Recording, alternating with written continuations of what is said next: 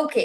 सो आज इस वीडियो में हम जो सीखने वाले हैं वो है क्वेश्चन फ्रेमिंग। बहुत ज्यादा दिक्कत इसी चीज में आती है कि क्वेश्चन फ्रेम किस तरीके से करना चाहिए। और जो कार्ड्स को नहीं पता है, आप जो क्वेश्चन पुट इन करोगे वही क्वेश्चन कार्ड के लिए हो जाएगा। तो कार्ड तो सही जवाब दे देता है, लेकिन हमें इंटरप्रेट करना आना चाहिए कि किस तरीके से हमें उस क्वेश्चन के कार्ड को रीड करना है। सबसे बेसिक चीज, कार्ड को हमेशा पॉजिटिव क्वेश्चन करना है। लिख लो सब, जितने भी स्टूडेंट्स ऑनलाइन देख रहे हैं, गलती नहीं करनी है। हमेशा क्वेश्चन फ्रेमिंग पॉजिटिव होनी चाहिए, ये रूल है। ये नहीं हो सकता, ऐसा नहीं होगा, या नहीं से संबंधित जितने भी कीवर्ड्स आते हैं, नेगेटिव कीवर्ड्स, उसका इस्तेमाल क्वेश्चन फ्रेमिंग में करना ही नहीं है। ठीक है, क्लियर कट। जैसे कि हम अफर्मेशंस में करते हैं, अफर्मेशंस बोनसेस में हमने सीखा है, अफर्मेशन सेंटेंसेस हमेशा पॉजिटिव में होनी चाहिए, उसमें नकारात्मक एक भी शब्द का उच्चारण नहीं होना चाहिए। Simple as it is, tarot card के अंदर पॉजिटिव क्वेश्चन फ्रेमिंग होनी चाहिए। चलिए, तो हम शुरुआत करते हैं सबसे बेसिक स्प्रेड से, यस नो। ठीक है, सबसे पहला हमारा यस एंड नो। तो क्या पूछेंगे कार्ड्स को कि आज का दिन मेरा कैसा जाएगा। क्या आज का दिन मेरा बुरा जाएगा? ये क्वेश्चन अगर आप पूछ रहे हो और कार्ड पॉजिटिव आता है, तो क्या बुरा जाएगा आपका दिन? आपने क्वेश्चन गलत फ्रेम किया है। बुरा ये शब्द आना ही नहीं चाहिए ना। ठीक है, आपका क्वेश्चन क्या होना चाहिए? आज का मेरा दिन कैसे जाएगा। तो जो कार्ड आएगा, पॉजिटिव कार्ड आया तो पॉजिटिव जाएगा, नेगेटिव कार्ड आया तो चैलेंजेस भरा जाएगा। शब्दों का चुनाव सही करना है। टैरो कार्ड रीडर, एक सिंपल टैरो कार्ड रीडर क्या करेगा? जो कीवर्ड्स है वो बताएगा।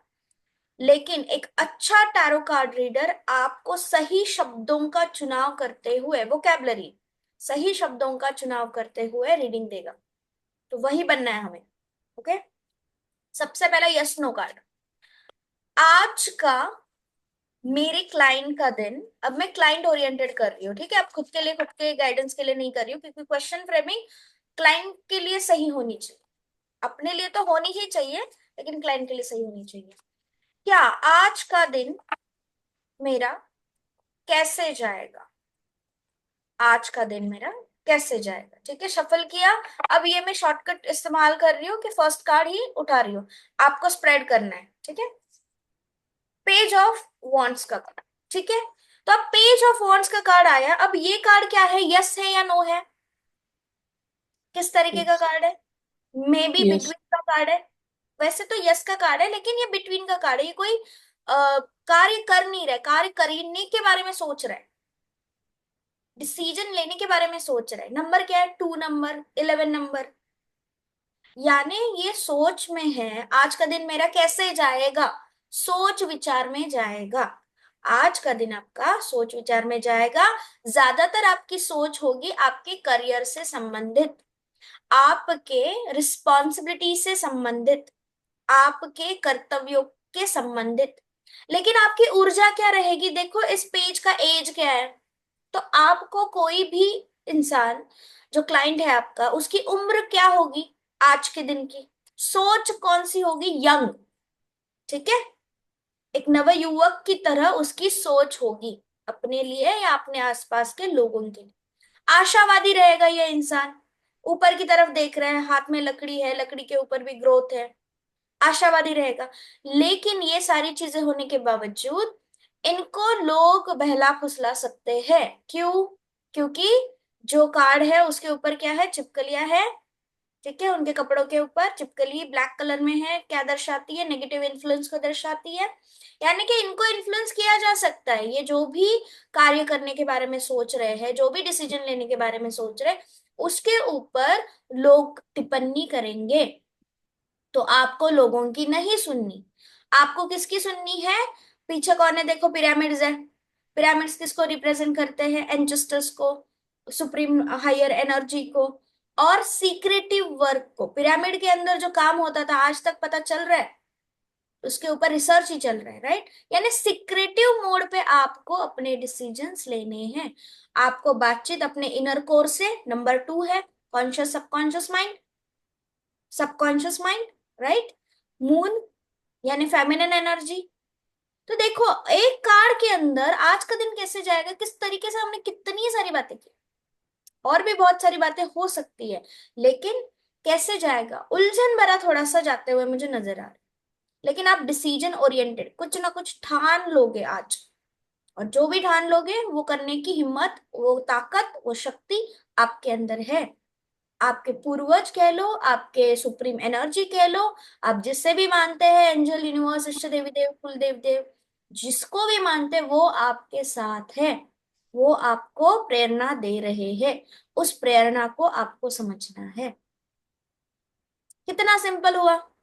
अब ये सारी चीजें तो हमने रीडिंग की ना, बट क्वेश्चन फ्रेमिंग क्या थी, किस तरीके से थी, कि आज का दिन मेरा कैसे जाएगा। ठीक है। अब गलती कहाँ होती है, क्लाइंट पूछता है कि आज मेरा इंटरव्यू है, वो कैसा जाएगा, या फिर आज मुझे कुछ डिसीजन लेना है, वो कैसे जाएगा। और आप बताओ, हम क्या पुट करते हैं, क्लाइंट के मुंह से आए हुए शब्दों का चुनाव करके ही रीडिंग करते हैं। गलत है। आप टैरो कार्ड रीडर हो, क्लाइंट को नहीं पता कार्ड को कैसे पूछते हैं, आपको पता है कार्ड को कैसे पूछते हैं। कार्ड को पॉजिटिव क्वेश्चन फ्रेमिंग में ही पूछना है। ठीक है। अब कभी कभी कुछ सवाल ऐसे आता है कि मुझे ए ऑप्शन चूज करना चाहिए या बी ऑप्शन चूज करना चाहिए, दूसरा स्प्रेड। पहला स्प्रेड तो हो गया यस नो वाला, ठीक है, अच्छा बुरा। तो क्या, ये क्वेश्चन लगाना है हमेशा कार्ड को पूछते समय, क्या, कैसे। ठीक है। WH क्वेश्चन होते हैं ना, व्हाट, होम, हु, वो सारी चीजें लगानी है यहाँ पे। ठीक है। तो क्या करेंगे अभी, यस नो हो गया, स्प्रेड क्लियर है, किस तरीके से हमने सवाल पूछा। हमेशा पॉजिटिव क्वेश्चन फ्रेमिंग होनी चाहिए, नेगेटिव एक शब्द भी नहीं होना चाहिए उसके अंदर। ऐसे नहीं होगा, ये कैसे होगा, लेकिन कैसे होने, अब देखो, नकारात्मक शब्दों का चुनाव बस नहीं की कैटेगरी के नहीं आते, अपोजिट वर्ड्स भी आते हैं। ठीक है। जैसे बुरा लगेगा क्या, वो मेरे बारे में बुरा सोचता है क्या, ये सवाल भी गलत है। अब इसके अंदर नेगेटिव शब्द तो नहीं है, लेकिन अपोजिट शब्द है, जैसे अच्छा बुरा। तो बुरा ये शब्द भी इस्तेमाल नहीं करना, वो मेरे बारे में क्या सोच रखता है, ये सही सवाल होना चाहिए। ठीक है। हिडन फीलिंग्स निकालते हैं, करंट फीलिंग्स निकालते हैं, कि अभी क्या सोच रहा है, क्या छुपा रहा है, ऐसे होना चाहिए। ठीक है। क्लियर यहाँ पर। अब आगे बढ़ते हैं दूसरे स्प्रेड के अंदर। जो दूसरा स्प्रेड है वो कौन सा है, हमारा ऑप्शन। ठीक है। Option A, option B, option C, कि मुझे कौन से एजुकेशन ले लेते हैं, कि मुझे ए कॉलेज में जाना चाहिए, मुझे बी कॉलेज में जाना चाहिए, मुझे सी कॉलेज में जाना चाहिए। ठीक है। ये क्लाइंट है, ये क्लाइंट का सवाल है। तो क्लाइंट ने तो हमें ये पूछा है कि ABCD कॉलेज है, मुझे किस कॉलेज में एडमिशन लेना चाहिए। क्वेश्चन फ्रेमिंग क्या होनी चाहिए हमारी। मैम आवाज नहीं आ रही। कनेक्शन ब्रेक हो रहा है मैम पूरी तरीके तो से। अभी आ रही है आवाज।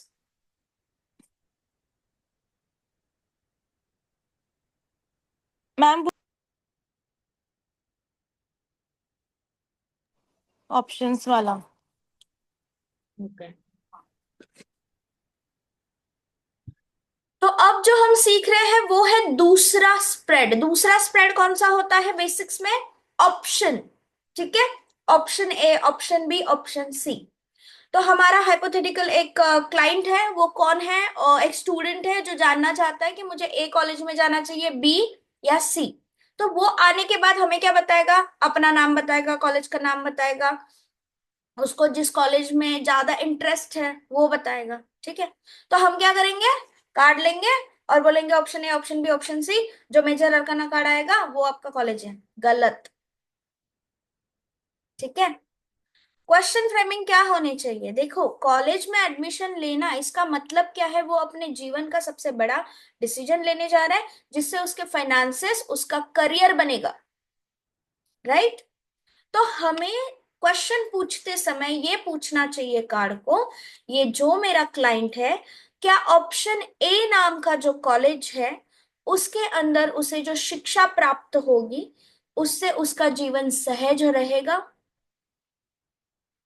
क्वेश्चन देखो क्या पूछा हमने, ये क्वेश्चन बहुत डेप्थ है कि अगर इस कॉलेज से वो सीखता है तो क्या उसका जीवन सहज रहेगा, आसान रहेगा, ठीक है, उन्नति भरा रहेगा? ये क्वेश्चन फ्रेमिंग होनी चाहिए। अब क्वेश्चन क्या आता है कि मैम हमने तो एक ही ऑप्शन के बारे में सोचा, तो हमें स्प्रेड फिर से करना चाहिए क्या?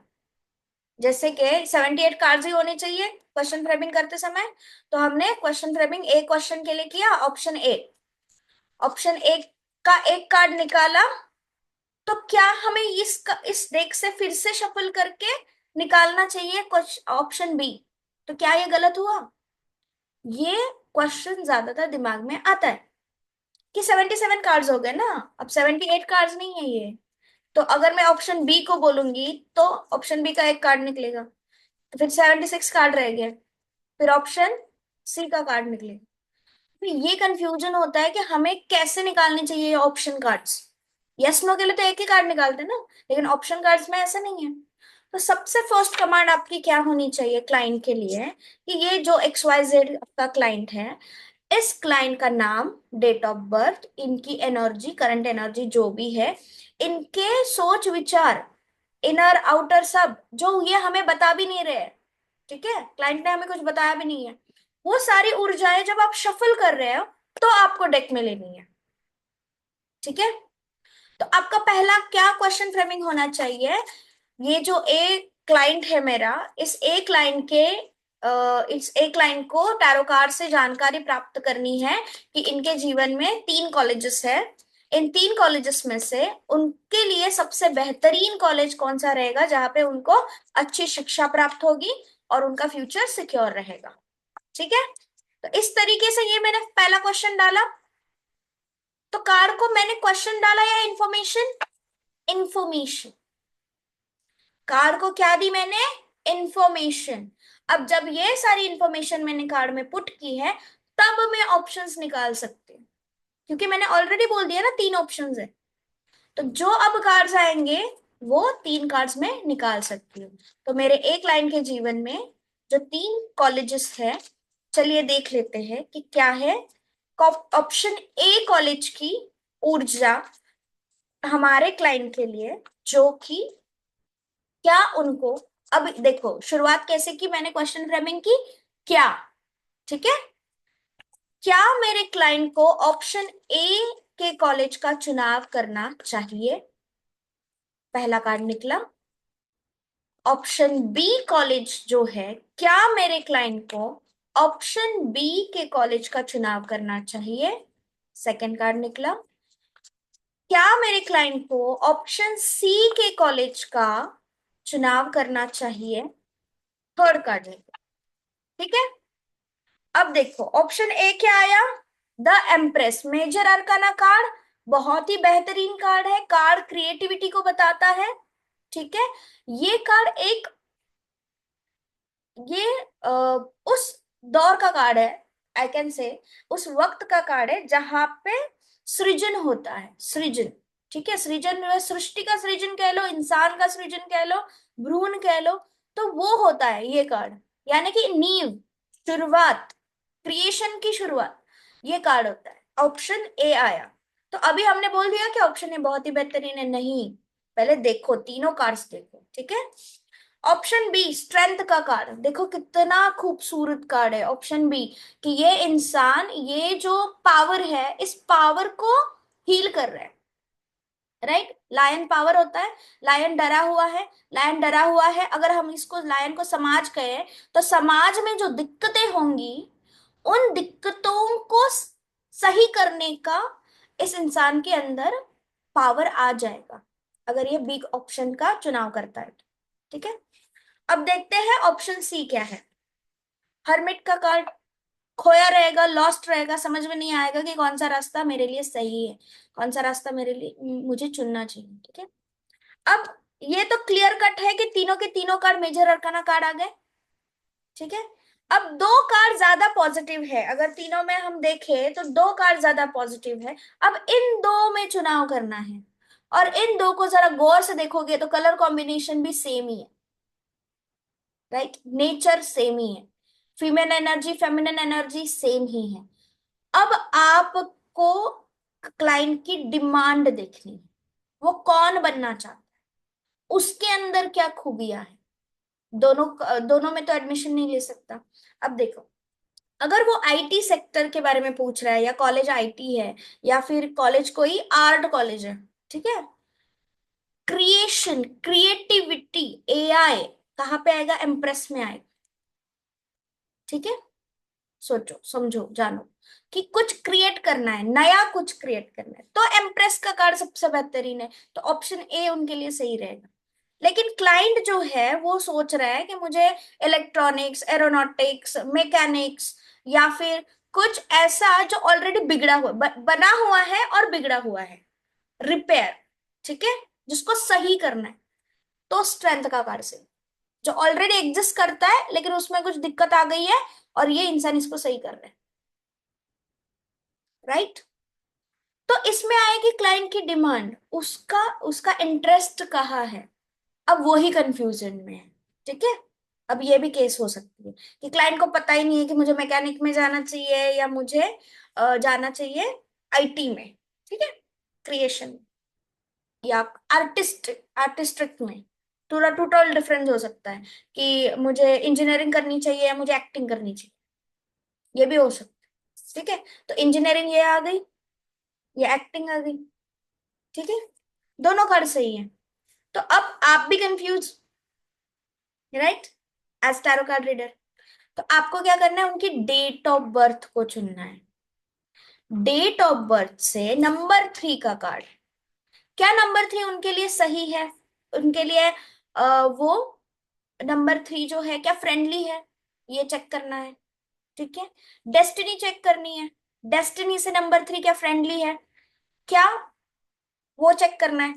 फिर नंबर 8 का कार्ड, नंबर 8 है, देखो डिसिप्लिन कितना होगा, इनकी रूटीन लाइफ कितनी डिस्टर्ब रहेगी, कि सिस्टमेटिक होना चाहिए, थोड़ा सा इधर उधर हो गया लाइफ में इनको दिक्कतें आ सकती है। तो इस तरीके से आपको ये रीड करना है। अब चलो, अब मैं और थोड़ा इसको क्रिटिकल कर देती हूँ कि नंबर 3 एंड नंबर 8 भी इनके फेवर में है। अब अब कौन सा चुनाव करना चाहिए, हालांकि डिमांड से, ठीक है, जब आप एक सर्टन लेवल के कंफ्यूजन में पहुंच जाते हो एज टैरो कार्ड रीडर कि ये दोनों भी इनके लिए सही है, तो मुझे उनको क्या बताना चाहिए, राइट, तो सीधा सीधा कार्ड से क्रॉस कार्ड निकाल। ठीक है, अब क्वेश्चन फ्रेमिंग क्या होनी चाहिए आपके, कि option A and option B, इन दोनों में से मेरे क्लाइंट के लिए कौन सा कॉलेज सही रहेगा जिससे फाइनेंशियली मेरा क्लाइंट सिक्योर एंड सेटिस्फाइड रहे। ठीक है, फाइनेंशियली क्यों, क्योंकि एजुकेशन वाइज तो हमें पता चल गया पहले ही राउंड में कि दोनों साइड से वो फुलफिल रहेंगे, सामाजिक तौर पे भी एक अच्छी पोजीशन वो पा सकते हैं सामाजिक तौर पे। लेकिन अब हमें फाइनेंशियल चीजों में देखना है, वर्क सेटिस्फैक्शन के इसमें देखना है कि क्या मेरा जो क्लाइंट है, पहला क्वेश्चन ऑप्शन ए का चुनाव करता है तो उनके जीवन में फाइनेंशियली उनकी उनको सेटिस्फैक्शन मिलेगा, क्या फाइनेंशियली सेटिस्फैक्शन मिलेगा अगर कॉलेज का चुनाव करता है तो। Option A and option B का चुनाव अगर मेरा क्लाइंट करता है तो क्या वो अपने जीवन में फाइनेंशियली सिक्योर रहेंगे एंड सेटिस्फाइड रहेंगे, ऑप्शन बी। चलिए, तो ऑप्शन ए क्या है, पहले तो आया एम्प्रेस क्रिएटिविटी क्रिएशन नंबर 3 का कार्ड, उसका क्रॉस कार्ड आया the night of pentacles, again 12 number 3 का कार्ड। ठीक है, क्या नजर आता है, पेंटिकल है, अरे वाह पेंटिकल आया, बहुत अच्छा आया, लेकिन ये कार्ड बताता है स्टक एनर्जी को, जितना वो काम करेंगे जितना उनकी खूबी होगी उससे वो थोड़ा सा डिससेटिस्फाइड रह सकते हैं, लेकिन कार्ड बहुत ही पॉजिटिव है। ठीक है, पेंटिकल का इटसेल्फ कार्ड है, हमने किसका सवाल पूछा था, पैसों से संबंधित, और पेंटिकल का कार्ड आ गया, यानी कि कार्ड सही। लेकिन अभी पहले हमें कंपैरिजन देखना है। ठीक है, स्ट्रेंथ का कार्ड, दूसरा कॉलेज, ये क्या बताता है, इस कार्ड के अंदर क्या नजर आ रहा है कि ये इंसान एक समाज सेवा कर रहा है ना, राइट? तो क्या इनको पैसों से ये सेटिस्फाइड रहेंगे? 6 ऑफ wands, ये वर्क से सेटिस्फाइड रहेंगे। देखो यहाँ पे चीजें अलग है, पैसों के संबंधित सवाल पूछा, लेकिन कार्ड आ गया responsibility oriented, work oriented, career oriented और सेटिस्फैक्शन। तो इन दोनों में क्या नजर आ रहा है आपको? नंबर 8, नंबर 6 का कार्ड है, इटसेल्फ शुक्र का कार्ड है, जो कि लग्जरी को बताता है। तो इस इंसान को ऑप्शन बी का चुनाव करना चाहिए। क्यों? ये सामाजिक कार्ड है, देखो ये समाज पकड़ो, अभी लायन को, ये इनको सामाजिक जो प्रॉब्लम्स है उसको हील कर रहे हैं, और जो हील करने की वजह से लोग इनको सराह रहे हैं, सना रहे हैं, ठीक है, कि आपने कितनी जादू कर दी और आपने सारी चीजों सारे प्रॉब्लम सॉल्व कर दिए। ये अब ये रीडिंग आपको थोड़ा सा साइंटिफिक रीडिंग नहीं लग रही? इस साइंटिफिक चीजों में जा रहा है, राइट? या आर्कियोलॉजिस्टिक चीजों में जा रहा है, ये खोज में जा रहा है, राइट? समझ आया? तो कौन सा कार्ड, कौन सा ऑप्शन इनके लिए सही रहेगा? बी ऑप्शन सही रहेगा। ए ऑप्शन के अंदर ये पहली शुरुआत में तो बहुत ही सेटिस्फाइड रहेंगे कि मैंने कुछ अनोखा क्रिएट कर दिया, लेकिन ये जो क्रिएशन है, इस क्रिएशन के बाद एनर्जी, स्टक एनर्जी हो सकती है, इनको खुद का ही पैसा लगाना पड़ सकता है उस चीज में, लोग इनको सही सपोर्टिव नहीं मिलेंगे, ठीक है? Black horse, black colour, hidden agenda लेकर मिलेंगे, और यहाँ पे व्हाइट हॉर्स। समझ आ रहा है किस तरीके से हमने ये ऑप्शन रीडिंग की और क्वेश्चन फ्रेमिंग की? तो क्वेश्चन फ्रेमिंग हमेशा सही होनी चाहिए। क्लाइंट को नहीं पता है कि क्या क्वेश्चन पूछना है, हमें पता होना चाहिए। आई होप बेसिक में अभी आपको क्लियर हो गया है कि क्वेश्चन फ्रेमिंग किस तरीके से करनी चाहिए। अब हम इन डिटेल में एडवांस लेवल में एक नेक्स्ट लेक्चर में जानेंगे कि एडवांस में हमें किस तरीके से इन डेप्थ में एक क्वेश्चन से मल्टीपल क्वेश्चंस को बनाना है। ओके, चलिए, आई होप यहाँ पे क्लियर है। हम एंटर करते हैं नेक्स्ट पार्ट में।